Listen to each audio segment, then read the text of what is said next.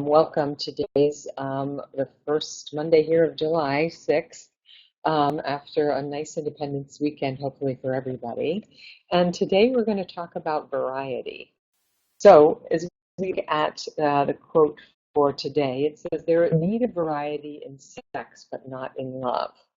So that's a famous quotation, isn't it? Because there's also a famous quotation that says, "Variety is the spice of life." And that quote doesn't in any way qualify whether that variety is in sex, love, food, or travel experiences. It just says that it is. So how spicy is your sex life and your love life? And why would Reich say that there's a need of variety in sex but not love? I'm wondering if anybody has any questions. Alex, I'm Yes. gonna see if you can switch to phone. Okay, I'm back. Can you hear me? Yeah, sounds great. Okay, good. Thank you. Um, so I guess my question was, why do we need variety in sex and not love? So let's move ahead here, and I'll come back to that question if I don't answer it. And I'm also interested to hearing what you all think about that and why you think that might be. So part of it may be that if you've ever been in a long-term relationship, there will come a time when, sex starts to feel, if not stale, certainly routine. And it's in that routine that we start to wonder why we're becoming dissatisfied or disconnected, and we might start to blame our partner or start to think that this is a very common thing that comes up in couples therapy quite a bit, where people come in and they say they think they married the wrong person. And one of the big sort of shams on the planet is that we all married the wrong person. Everybody at some point married the wrong person, but if it feels wrong, it's usually because it's actually right, meaning there's an opportunity in that to explore who we are through this person. So we have to ask ourselves, what's happening that I feel stuck now, or sex feels stale, or it feels boring? And where is the variety that I'm bringing into my relationship? And how do I think about what is sort of spicy to me, for lack of a better word? What gets me engaged? What gets me excited? What sort of variety would I like to introduce to my partner, whether it's about our romantic life or our sex life? What would that look like? Would it mean that we would have sex at a different time of day? Would we do it with the lights on or off for a change? Sometimes people think that there's so much work and interest we've done as a culture in moving away from kind of missionary sex, or what we call vanilla sex, that can almost start to feel erotic for those who've moved out of those realms. So the idea of having to be quiet or not talking can change things up in a certain way, or for those who never talk during sex to start to talk to each other during sex and talk about the kind of talking they're going to engage in. So this idea of variety ties tightly to the need for novelty that human beings seem to need, especially us who are living in an overstimulated culture today. We're constantly looking for what's new, what's shiny, what's different. And when we fail to see the novelty and the variety in our own partners, we will land in this place of feeling bored, stuck, or stale. Likely everyone has had the experience of feeling stuck in a job, or feeling stuck in the family that you've been raising. It might start to feel more like a chore than a blessing. And I think this happens for new parents all the time. An infant is so deliciously novel and filled with variety, and every stage changes so rapidly. And then there are the interminable teenage years where it's not so novel anymore. It cannot be that much fun anymore. And instead of remembering how important this child was to you as an infant and who they really are in your heart of hearts, we can easily start to dismiss them and even pathologize them worse, and start blaming them for being terrible kids when really they're just teenagers. And if you want to read more on that situation, you should take a look at Dan Siegel's book called Brainstorm, which is specifically about the teenage brain. So I have a note here from Peter who says that variety, I suppose, is what he's pointing to, is a dangerous game for me. It could trigger me by doing things I've learned in my acting out. So that is a fine line for people who have been engaging in behaviors that were sexually compulsive or problematic, wherein they were lying to their partner and cheating chronically for years and in multiple ways. This is where the conversation has to be had with your partner, because one of the things we have to be careful about in recovering from any kind of problem is not making something become so strident that it becomes a different sort of fanaticism. So looking at what were the sexual behaviors that you found arousing then, do you still find those arousing today, and how can you bring them into the open and have an open conversation with your partner about what that does for you, why you like it, why it matters to you. And for some people, a conversation with a therapist may be the first conversation to have before you're having it with your partner. The trick is not to harbor the fantasy or the idea in your head so that it leads you to doing something, namely cheating again.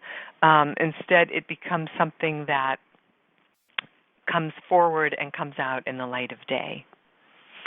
Charles says, what about eroticized rage versus a slap on the butt? So I wish I could ask you more about what you mean by that. But let me just say that, we're living in a very interesting and challenging time now where we have a massive proliferation of pornography. It's one of the biggest businesses in the world after drugs, guns, and sex trafficking. Pornography is a multi-billion-dollar industry worldwide. And what's happened in my lifetime is that softcore pornography has become, it's used in advertising. We see it all day, every day. We see women dressing in ways that we historically haven't seen in the past. What was historically hardcore, when I was a kid, hardcore was Penthouse, is now mainstream porn. It's just what all porn looks like today, and in many ways it's helped to educate us about pornography and opened our eyes about all sorts of ways of being sexual that aren't pathologized anymore, mean to be made problematic. But there's a new genre of porn now that is occupying the internet that is becoming the predominant genre of porn that's perpetrating gross, and I will say gross as a feminist, violations against women's humanity. It is, extremely humiliating, degrading, physically violent, emotionally abusive, and that, I would say, is a form of rage against women in general. And I would call that eroticized rage. So if somebody is acting out their hatred and their anger and their disgust about women in general during sex and abusing women while doing that, that's not relational, and that is not what I would consider a sex-positive way of being in the world. If, however, a couple are in agreement that they like sex that's more aggressive, assertive, I know I've talked about BDSM on this webinar as well, where there are rules, and there are rules of engagement, again, being relational, loving. There's a form of aftercare that takes place afterwards. Then those are two very different ways of being sexual. These are complex issues. If you're not sure about them, you should certainly seek professional help so that you can have a conversation with your partner. But you cannot use some of the more violent pornography today as a guide. You really need to have conversations with your partner and conversations with professionals that make sure that you're doing what you want to do in ways that are safe, sane, consensual, and actually leave you feeling good afterwards, not dirty or bad or shameful. So that's my very long-winded answer to your question, Charles. So we want to, though, really look at the difference between invoking variety, having conversations with your partner, versus blaming them for not getting what you want and need sexually. Because when we blame other people, we take a victim position. And when we take a victim position, we're really not stepping into our adulthood sexually. We're not owning our adult sexuality, what we really like, what we want, what we need, and doing that in a way that is relational, meaning conversational with your partner. So once you take responsibility for your own happiness and excitement, you can find 1,000 ways to spice up your sex life. And I'm pretty sure there's a book out there that says 1,000 ways to make your sex life better or something like that. I bet if you went to Amazon and typed in 1,000 ways around sex, one or two books would come up. So variety doesn't mean just introducing whips or whipped cream into your foreplay. There's a lot of advice about positions, using food during sex, introducing sex toys and things of that nature. But it isn't just about this sort of theatrical role-playing, which may be novel, but it may also start to feel kind of funky or weird or like bad community theater because it's not written within the context of the relationship that you're having, the person you're having the sex with. So what really creates variety and novelty is when a couple builds it together. It's not when one person comes home one day and they're dressed like a bandit and your partner looks at you and says, "What are you doing? That's so strange. You've never done that before." So really think about what is true for you? What are your fantasies? What are the things that are most arousing to you? What are the things that you want to talk to your partner about? Why don't you talk to your partner about them? What are the obstacles that stand in the way?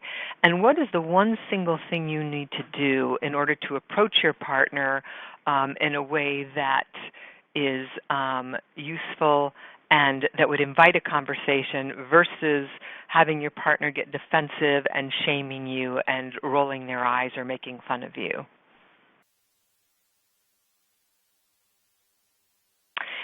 A sense of variety, whether it's sexual or occupational or social, comes from embracing a state of mental and spiritual renewal. So what exactly does that mean? One of the things we talk about, well, I guess one of the overarching messages of Mirror of Intimacy is about taking responsibility for yourself, taking responsibility for your adult sexuality, your spirituality, for speaking up for yourself, for confronting your family about what's true for you.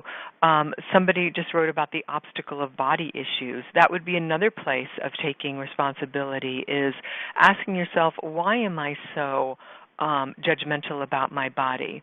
I was this weekend with my 87-year-old mother, and she lives in one of these communities where there are people of 50 years old and older, and so she's on the older end of the spectrum. And there was a big 4th of July barbecue and gathering, and people were in red, white, and blue clothing, and there were hamburgers and hot dogs and face painting and balloon hats and, all the festivities that go with 4th of July. And what I saw there were many, many women in bathing suits and cover-ups, like short cover-ups over their bathing suits that were well into their 60s, 70s, 80s that had tans, and they looked nice and respectable, but they weren't hard bodies at all.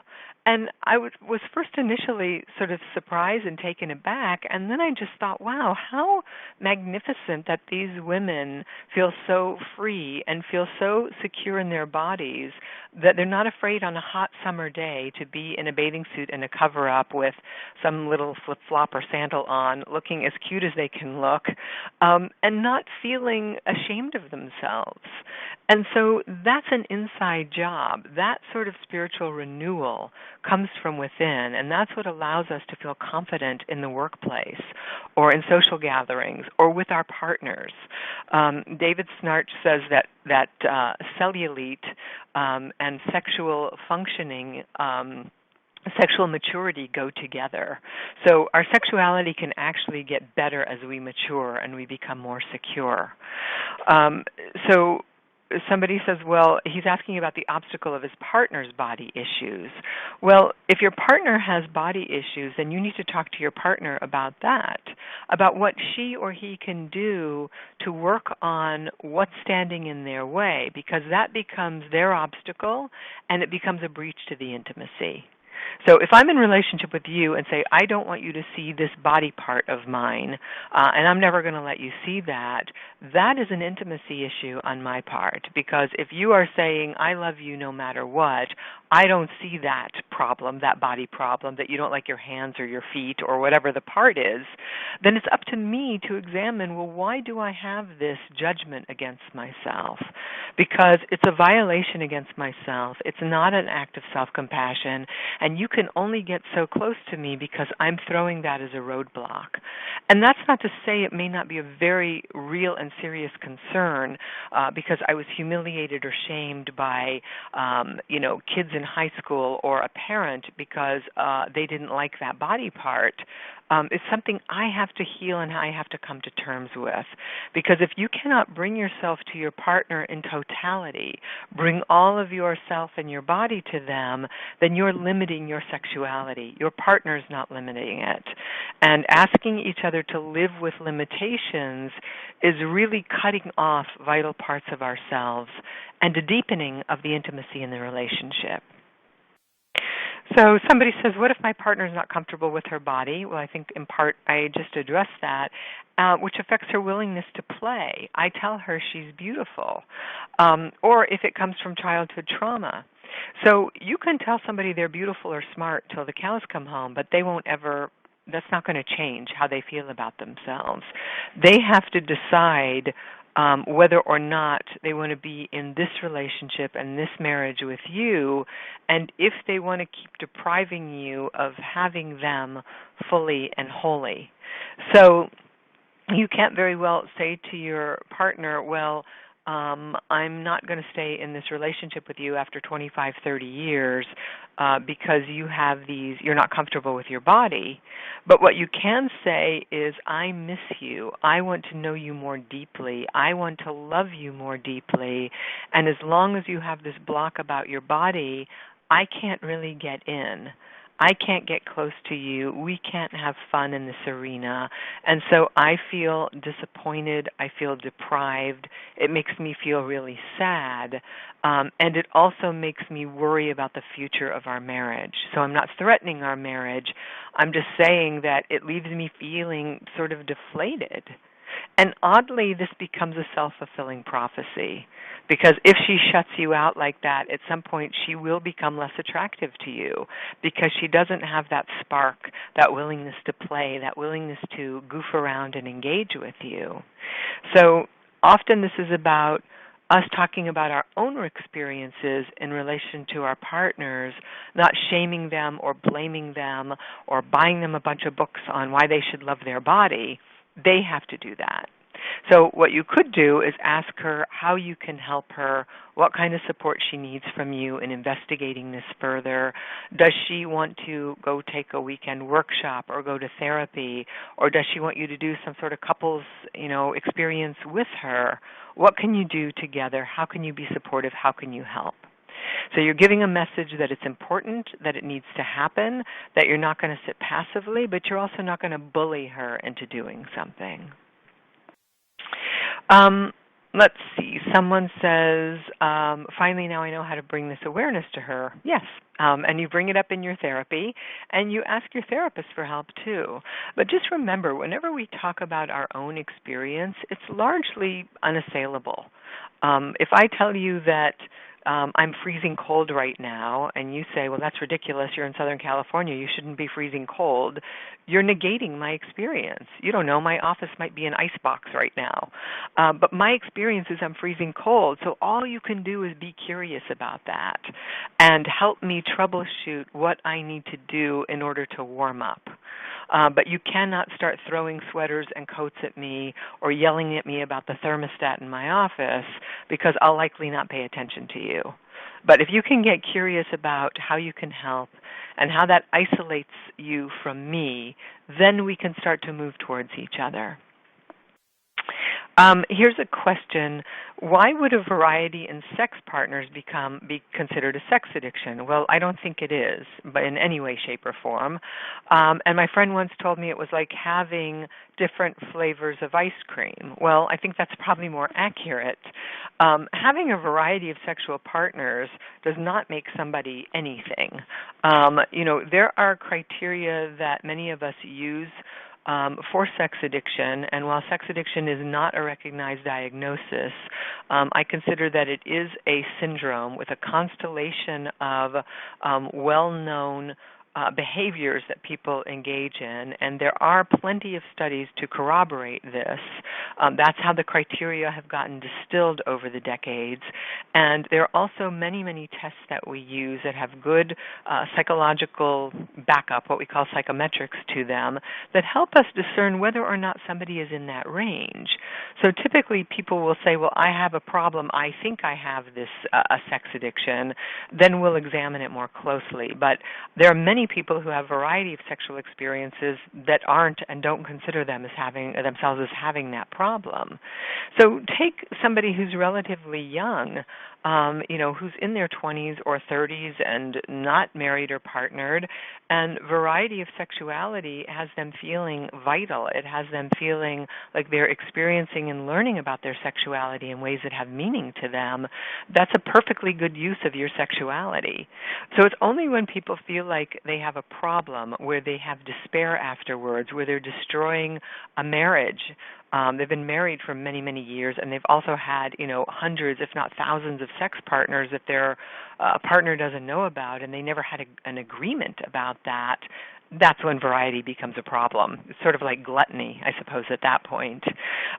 So we want to be very careful about this use of the term sex addiction.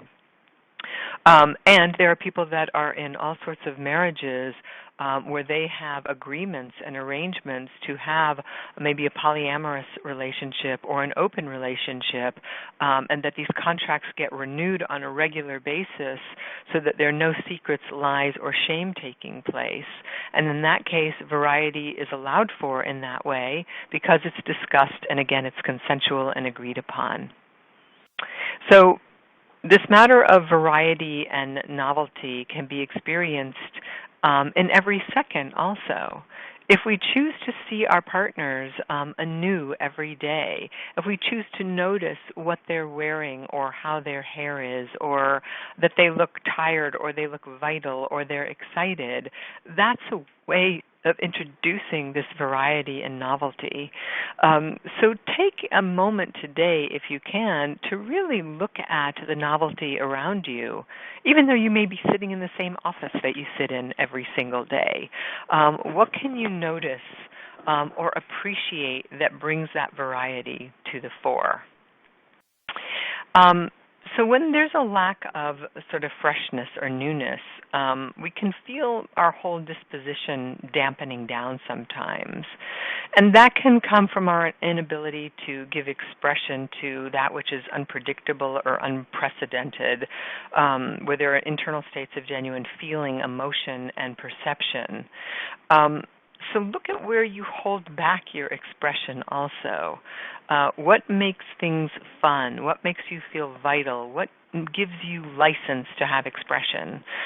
Yesterday, a group of us here from Center for Healthy Sex went to a Dodgers game. And so we see each other in a work mode all the time, but seeing each other in casual clothes and getting to root for our team gives us expression of vitality. We get to see each other in a different setting.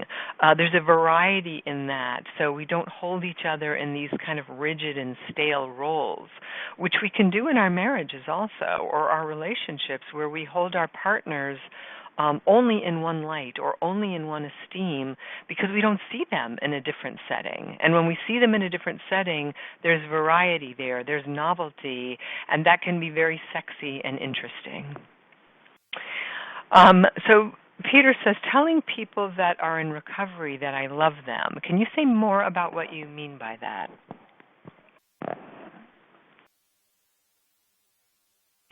I mean, I can discern that in a way what you're saying is that when you tell somebody, when a grown male tells another grown male in a particular setting that they love them, that there is a way of seeing that person in a different way. That's certainly taking a risk because of the way that we assign gender in our culture. And so you're talking about people that you sponsor, that you tell them that you love them and you support them. That has you seeing that person in a different way. That has your heart cracking open. That has a variety taking shape in the relationship. And so certainly telling people in non-sexual contexts that we love them can be sort of surprising to the relationship, and it also creates a spark and an intimacy and a closeness in a way that we're not used to experiencing day to day. Especially, as I said, with grown men telling other grown men, when we have a culture that can be so afraid of that kind of intimacy with same gender. So that's a lovely risk. And now somebody just asked a question about orgasmic meditation, which is sort of a new concept or topic here. And I'm curious, Bob, what you're asking about when it comes to variety, what you mean about, well, what about orgasmic meditation? So let me know more what you're thinking about that. And let's just keep thinking about this notion about novelty and variety that can be fresh in every second. When we're really present, when we're willing to live in that moment-to-moment reality, all of a sudden our view opens incredibly wide, and the mundane becomes, or the ordinary becomes extraordinary in that moment, because we're seeing something fresh and seeing it with other possibilities. So this freshness is what we want to bring to our relationships. To invite true novelty, each of us can experiment to vary our emotional perceptions and responses, which is what people are typing in about. So Bob says that orgasmic meditation is a different structured way to interact with many partners. It seems very positive. So yes, in that regard, I would say truly any kind of practice that you can introduce to your sex life that is something that you're learning about, something that is novel and new, whether it is tantric practices of eye gazing or breathing together or sitting with each other or holding each other in certain positions, talking, role play, orgasmic meditation, anything that's sort of out of the box for you that stretches your sexual potential, that has you learning more about yourself as a sexual being, that has you redefining your sexuality as you age so that you're not holding yourself to a 20-year-old standard, but you're in reality about your 45 or 55 or 75-year-old standard, is a way of increasing variety and novelty and vitality into your life. And that is the sort of thing that we want to encourage when we talk about sex positivity at Center for Healthy Sex. We're talking about generativity. We're not talking about just stopping problematic sexual behaviors or just, averting something. We're talking about sexual potential, which is widely vast and different for every human being, depending on what your limitations are, whether you're, aging or you're physically ill. Somebody writes, Wendell from Dallas says, I tell my girlfriend that in our encounters, particularly romantic encounters, I always try to say yes to every advance. Saying yes promotes the freshness and variety you speak about. Related, I want to ask the same from her. What do you think? I think that's a fair thing to ask from her. I think if both people say yes until they bump up against their no, then it's incumbent upon them to question, why is this a no for me? Why is what you're asking me to do no? And there's something in me that scares me about that, something in me that is activating old trauma around that I haven't quite worked through, something in me that is scared about that, because if I do that, what does that mean about me then? What does that say about me? And I think for females, again, in our culture, there's so much tied to judgment around our sexuality and the mixed messages we get constantly, which is that we're meant to be, nice and good and loving and respectable, but we also should be willing to do everything that's in pornography today. And that's a very confusing message. I also want to add that when somebody has been sexually traumatized, especially egregiously as a child, they may have healed that sexual trauma, but that may not mean that they ever want to engage in something that's going to hit a sore spot or a tender spot in them. And there are so many different ways to have sex and be sexual today. If you have to take something off the table, my guess is you can probably live with that in honor of your partner. Because why force somebody to eat peas when peas were shoved down their throat when there are a million other green vegetables to eat? I mean, surely you can live without peas. So be mindful of that also. But I don't think that it's one person's responsibility to always initiate sex. I think when somebody's not initiating, they really need to call that into question themselves and ask themselves why. Sometimes it's culturally, sometimes they didn't learn to, sometimes if they're really honest with themselves, they like the submissive position and they want to be dominated, but they don't name it as such. So let's get into honest adult conversations about our sexuality here and name what's going on. So Charles says that his partner has a perceived aversion to lingerie. So I would want to know what lingerie means to her. If she feels like you're turning her into a sex object or you're using her the way she feels like people in pornography are used, or if it, was used against her in some ways in the past. But trauma of being sexualized is a very curious thing to me, because if we can't sexualize and objectify the people that we love, that we're going to have a difficult time having sex with them in long-term relationships. So what I think, and this is my opinion, you can check with other people also, but my experience with women is that when we feel loved and cared about and secure, and that we can absolutely trust our partners to not hurt us, that when we say no, no means no, then pretty much anything goes. So if your partner does not feel safe with you, or she feels like you are going to use her, or that you don't really love her, or that you're really not that committed in the relationship, then she's going to have radar for feeling sexualized.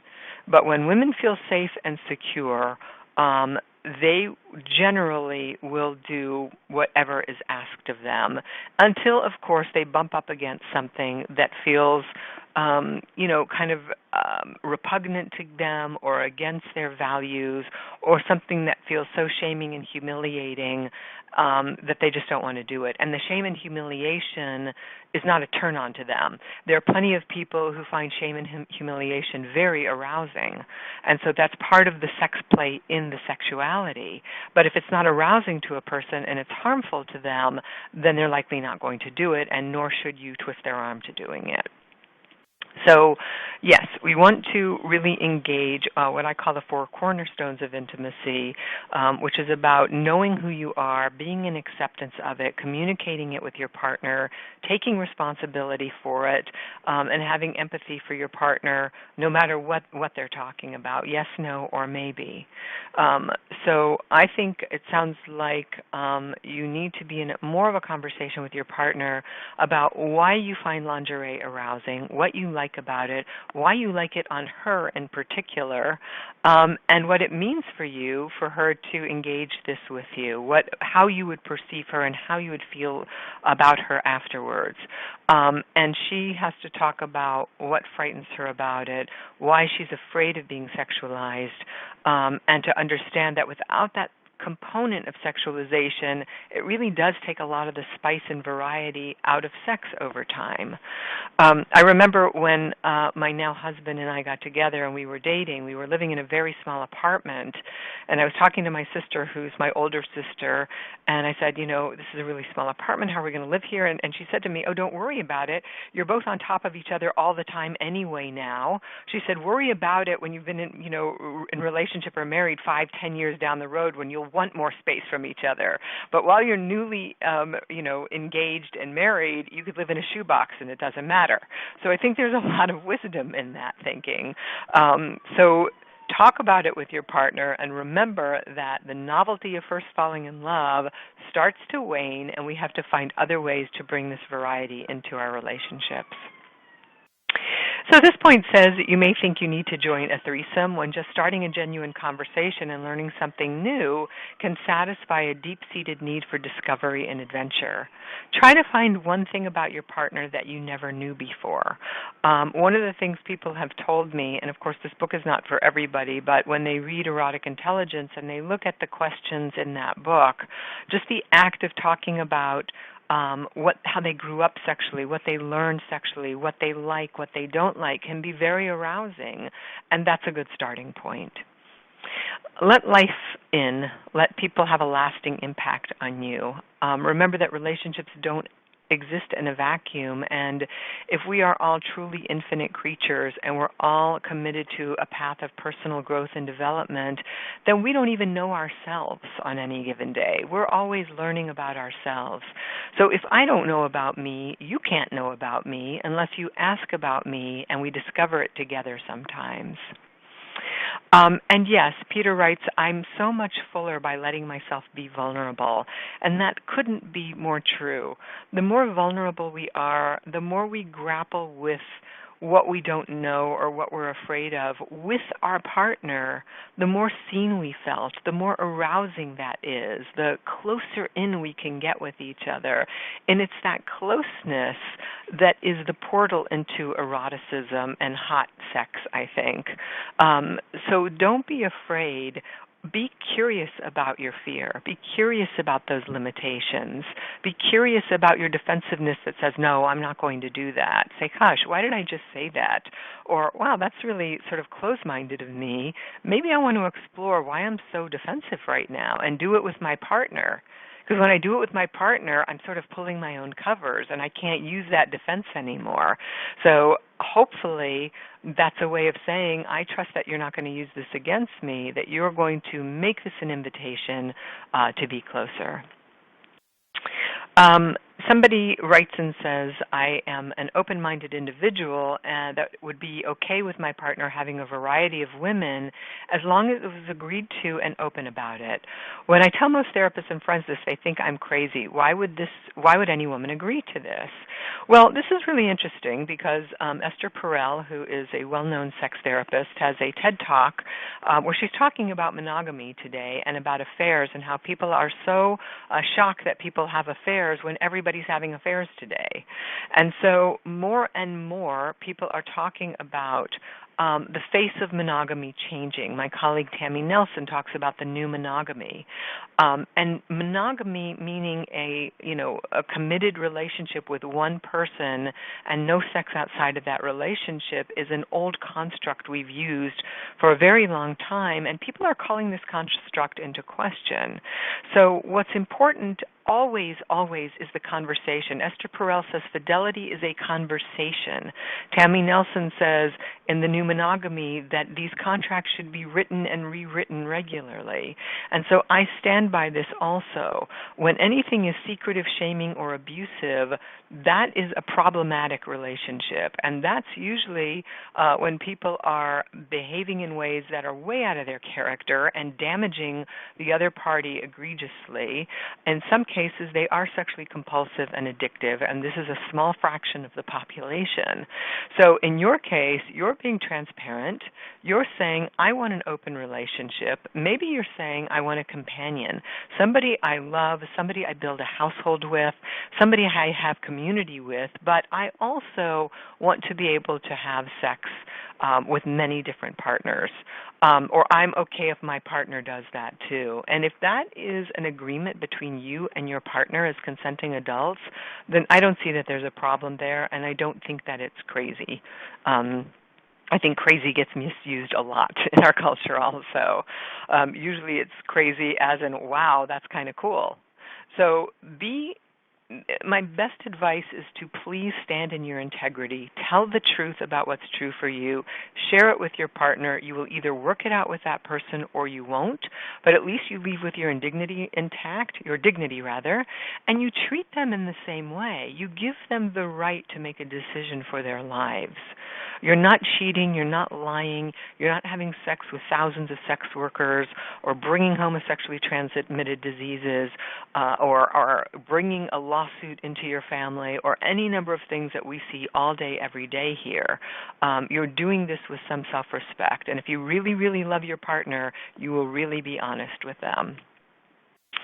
And then the question comes of, well, how to deal with judgments from others about your lifestyle choices. I think you have to be judicious about who you tell about your lifestyle choices. I don't think you can trust everybody with that. Likewise, when people are in recovery from sex addiction, we advise people not to broadcast that to the world. That's nobody's business.